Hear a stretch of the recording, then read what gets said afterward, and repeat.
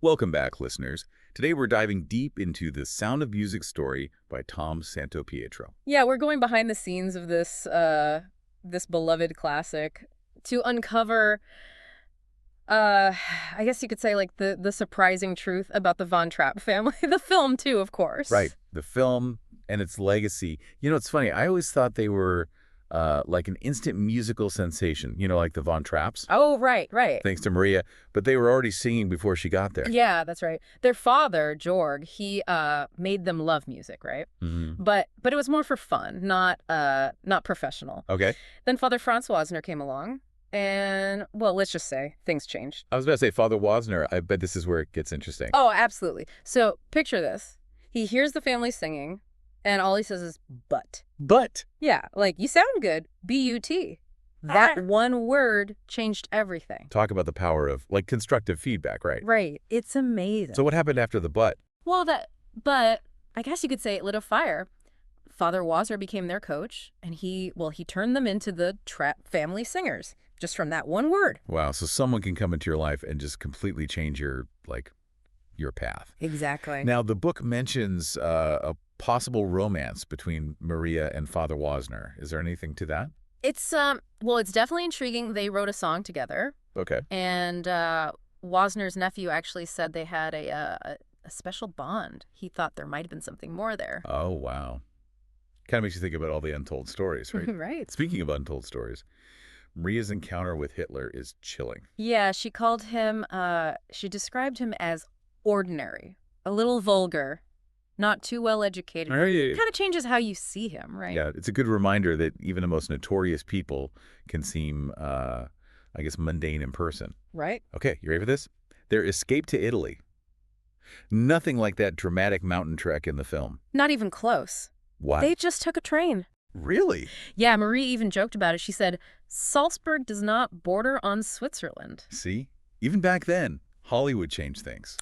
Yeah, a simple train ride becomes a daring mountain escape, right? Right, for the big screen. For the big screen, exactly. It's important to remember that the film is, well, it's an adaptation, not a documentary. Of course, of course. Right. And even though it wasn't that dramatic escape, losing their aristocratic status, becoming refugees, I mean, that must have been a huge adjustment. Oh, yeah, absolutely. They went from rich to the poorest of the poor, Wow. practically overnight. But they were resilient, especially Maria. She's a remarkable woman. It says here she wanted a leader who could unite people like a forest fire from coast to coast. That's quite a powerful image. It is, yeah. She wanted change. Mm. And on top of that, she had all those health challenges. Right, her near-death experience on Christmas Eve in '47, it's striking. Yeah. And she said prayer saved her, not medicine. Right. Her faith was a huge part of her life. It really was. Yeah. Okay, let's talk about the story going from stage to screen. I was surprised that the stage musical had way more music in the first act than the second. Yeah. Only 3 new songs in the whole second act. Wow, I never knew that. And Edelweiss, which is like so iconic. It was a last-minute addition. Yep. Rogers insisted on it. He thought the captain needed a solo to, express his patriotism, love for his homeland. It's powerful. It says even Hammerstein, the lyricist, he cried when he saw it performed. It's incredible, isn't it? Yeah. Now, this is surprising. Ernest Lehman, the screenwriter, he didn't want to adapt it at first. Really? He thought it was a bit corny, overly sentimental. It's funny how, our first impressions can be so wrong. He ended up making big changes to the script, though. Songs, adding scenes, to make it more cinematic. One of the best parts of the book is about Lehman and William Wyler, the original director. They're trying to convince the Mother Superior to let them film at Nonnberg Abbey. They had to convince her they weren't mad. For wanting to make a musical about nuns. Exactly. Feminists. It's a great example of the clashes that happen when real life meets Hollywood. Totally, totally. So Lehman gets Wyler on board, but Wyler wasn't a fan of the story. But then Wyler left right. He did, yeah. And then Robert Wise, who initially said no, he ended up directing. That's wild. Sometimes the most unexpected paths lead to the best outcome, I guess. It's true. And Wise's attention to detail, he wanted Salzburg to be like a character. That's great. Speaking of bringing the story to life, let's talk about the look of the film. The book really praises Boris Levin. the production designer. Oh, yeah, he was great. He paid such attention to detail. Yeah, he blended real authenticity with that theatrical flair. Yeah. Take the ballroom, for instance. He took it from this dark space to a vibrant one. Like, the family was changing. Wow. Like the ballroom reflects their transformation. And get this.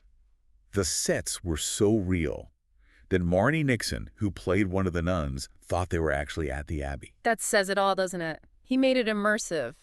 For the actors, the audience, everyone. Let's not forget William Reynolds, the editor. He's not as well known, but he's so important for the film's flow. Absolutely. And then Dorothy Jenkins, the costume designer, she avoided those stereotypical fancy dirndls. Oh, yeah, those elaborate dresses. Yeah. She used the clothing to show how Maria was changing, you know. It's all about the details. Speaking of details, the actors, the cast. I bet you didn't know the studio didn't want to cast Julie Andrews. They thought she wasn't, how do I put this, classically Hollywood beautiful, and that she wouldn't draw a big audience. Wow. But Wise, the director, he fought for her. He saw her talent. Well, thank goodness for that, huh? She's amazing. Iconic. Right. And speaking of casting, Wise also wanted kids who were natural, not, too polished or show busy. Right, so he had all those auditions. And it worked. The children are so charming in the film. They are, yeah. But fun fact, they actually added extra singers in the studio for the soundtrack. Oh, really?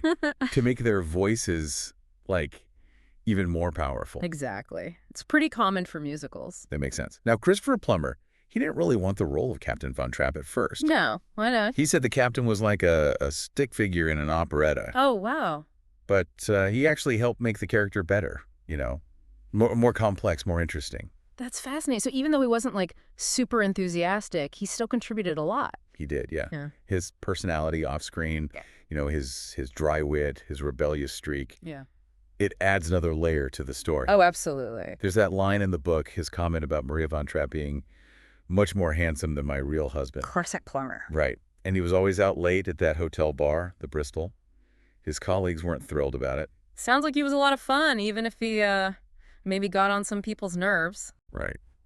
Speaking of challenges, filming in Salzburg, it was pretty tough, right? Oh, it was, yeah. The weather especially. They had to, adapt all the time. Yeah, trying to film all those beautiful outdoor scenes with the weather changing constantly. Must have been stressful. Yeah. And then the musical numbers, they required so much planning. Do Re Mi, for instance, they filmed it in little bits and pieces in different places. Wow, that sounds like a logistical nightmare. Oh, it was. But the result is, well, it's seamless, Yeah. Really joyful. Yeah. The crew really, went above and beyond. They did. And speaking of the crew, there are some cute stories about the kids on set. Oh, yeah. Like what? Well, Kim Krath, who played Gretel, she fell during Do Re Mi. She did. Did they have to reshoot? Nope. Wise kept it in. He thought it was natural. Oh, that's great. Sometimes those unplanned moments are the best, aren't they? Totally. But Yeah. not all of it was fun and games. Kim Krath, she couldn't swim, and she had to film that scene where they fall out of the boat. Oh, no, that must have been terrifying. It was. Mm. But Julie Andrews and Robert Wise made sure she felt safe. That's good. And speaking of Wise, it says he only had to reprimand the kids once. What happened? They just got a little, carried away. They forgot they were there to work. Wise reminded them, and they got back on track. He really did have a good rapport with them. He did. He was also great at, using visual elements to tell the story. The lighting, for example, in the So Long Farewell performance. Ted McCord, the lighting designer, he really captured that sense of danger, with the Nazis closing in. Wow, lighting is so important. Yeah. For setting the mood and everything. It really is. And then, of course, the last day of filming for the kids, they realized it was all ending, and they were really upset. Oh, I bet there were a lot of tears. Oh, there were. And you can see their real tears in the film, It just adds to that final scene. Speaking of emotional moments, there's the story about the premiere in Minneapolis. Standing ovation. Must have been amazing. For everyone involved, yeah. Yeah. So we've explored the real Von Trapp family, the making of the film, the heartwarming moments behind the scenes. What's next in our deep dive? Next, we'll look at the film's reception and its legacy. And, you might be surprised to learn it wasn't all positive. Oh, really? I can't wait to hear about that. Yeah. You see, even though it was super popular and became, the highest grossing film ever for a while, The Sound of Music got, some pretty harsh reviews. Wait, really? Critics didn't like it. But everybody loves The Sound of Music. I know, right? But a lot of reviewers thought it was way too sentimental. Some even said it was sickening, hokey, revolting even. Wow. What didn't they like about it? They thought it was too simple, like a fake happy version of what Austria was really like back then. Hmm. It's funny how things change, huh? Like what people like. What do you think made the public love it so much, even if the critics didn't? Well, you got to think about when it came out. The 60s, right? Things were pretty chaotic back then. Lots of change, uncertainty. Maybe people wanted something comforting. Yeah, that makes sense. Something familiar, Yeah. hopeful, and the music. Who doesn't love those songs? Exactly. The music is a big part of why it was so huge. People weren't just watching it. They were like singing along, participating. Oh yeah, the sing-alongs. I can just imagine how fun that would be, like a big party with the Von Trapps. Speaking of which, Wise, the director, he really wanted to show off how beautiful Salzburg is. Yeah, he did. He wanted Salzburg to be like a character in the film, Yeah. and he used the camera to really capture it. Oh, absolutely. Those shots of the Alps, they're amazing. No wonder everyone wanted to go to Salzburg after seeing that. It's amazing how film can make you want to travel, right? Speaking of travel, remember those escapes in the film? Right. Like rowing across the lake, climbing over the Alps? Well, those were a little exaggerated. They didn't actually do that. Nope, they just took a train to Italy. Much less dramatic. Well, I guess those escapes are more exciting for the big screen. Yeah. But even if those were made up, their struggle, as a family, that was real. They had to make tough choices. Oh, yeah, definitely. Even with the Hollywood stuff, the core of the story, the courage, the resilience, that connects with people. And that's why, even with the historical inaccuracies and the critics not loving it, The Sound of Music is still so popular, right? After all these years. Right. It's about love, family, hope, good over evil. Those are universal themes. People connect with that no matter what. And the characters, especially Maria. She really changes throughout the story. Totally. She starts out kind of, lost, unsure of herself. But then with the kids and the captain, she finds herself, she becomes stronger. It's a really beautiful arc. And Julie Andrews, she's just perfect as Maria. She really is. She's so warm, playful. She really believes in music, that it can heal and bring people together. And Christopher Plummer is the captain. He's great, too. He's not just some stern guy. He's complex. He's struggling with grief, duty, then falling in love. Right. He goes from this closed-off widower to a loving father, a husband. You can tell he's fighting with, his past, his feelings. It's not just a simple, happy musical, Yeah. It's deeper than that. It's about real human emotions. Exactly. And it does it all with beautiful music, stunning visuals, and a story that just makes you feel good, It makes you believe in hope, even when things are tough. That's why people still love it. Yeah. Even if it's a little sentimental. It is. It reminds us that even when things are dark, there's always joy, laughter, and music. Music can really change things. Okay, so we've talked about how the critics saw it, why it's so popular, even now, the themes that people connect with. Yeah. But the book also talks about what happened to the actors after The Sound of Music. Oh, yeah. It's interesting how the film kind of changed their lives, Yeah, like Christopher Plummer. Mhm. He went on to have this amazing career, even won an Oscar way later. Wow. And to think he didn't even want to do the film at first. Right. And Julie Andrews, she kept charming everyone. She had some hard times, but she never gave up. She's inspiring, isn't she? She really is. What about the kids? Growing up after being in such a famous film, that must have been, I don't know, tough. It was. Some of them, they liked being part of it. Others wanted to get away from it, find their own way. Yeah, fame can be hard, especially for kids. It can. The book talks about what happened to each of them, their own stories. That's cool. It's like another part of the Sound of Music story, what happened after. Right. It reminds us that behind the film, behind the glamour, there are real people with, real lives. So we've looked at the Von Trapp family, the film, the reaction to it, how it's lasted, and even the actors themselves. Anything else we should cover? Oh, one more thing. We haven't talked about, how historically accurate the film really is and the debate about that. Oh, right. I mean, it's based on a true story, but they did change some things, didn't they? They did. And that's, it's caused a lot of discussion. Some people say it makes the Von Trapp story too romantic, right? Yeah, like a prettier version of history, or I they had think to. it ignores the real dangers the family faced. But others say it's okay because, well, it's not a documentary.